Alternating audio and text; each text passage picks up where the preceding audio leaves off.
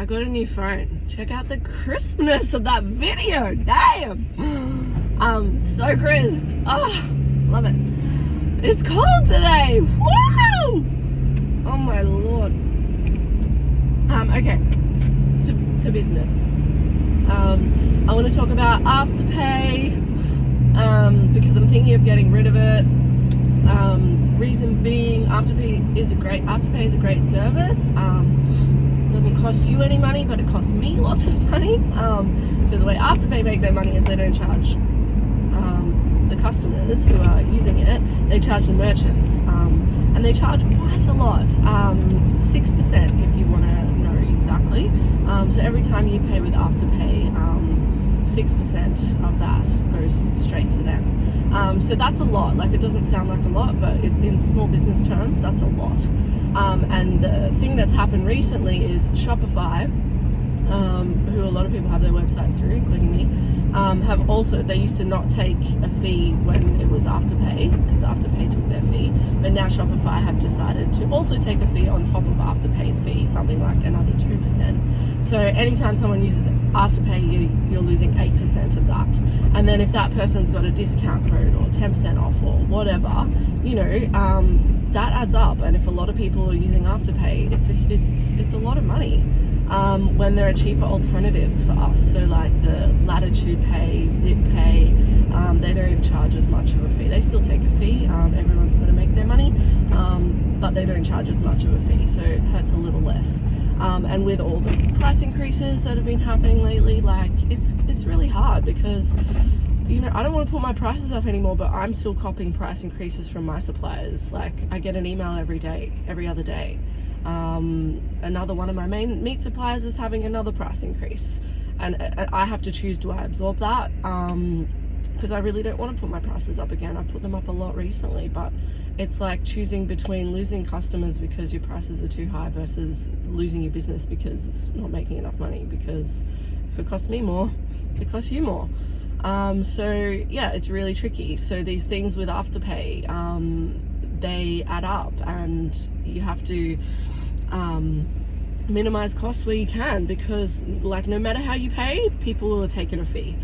When you pay by credit card on the website, Shopify take a fee. When you use PayPal, PayPal take a fee. When you use Afterpay, Afterpay take a fee. When you pay with your card in the shop, you know, there's merchant fees for FPOS, and a lot of places are passing on those merchant fees to their customers now. But I've got all these places contacting me going, pay no merchant fees, rah rah rah rah, and I'm like, yeah, but like someone's paying for it, and then they add 1.7% that the customer has to pay. And I know a lot of people are used to that now, like what your total comes to, and then they tack a little FPOS fee onto that, and no one even notices. But I also want to avoid doing that. Like, I don't want to do that. So yeah, I am thinking about getting rid of Afterpay because it's with the Shopify fees, it's just too much. And yeah, it's kind of like you have to put your prices up to account for potentially people using Afterpay, but then the people that aren't using Afterpay are paying more when they shouldn't have to. So yeah, it's interesting because the results, I put a poll on Instagram and a poll on the Facebook group and stuff, and the large majority is saying, nah, don't need Afterpay, not important. But like, we get a lot of sales using Afterpay, like a lot.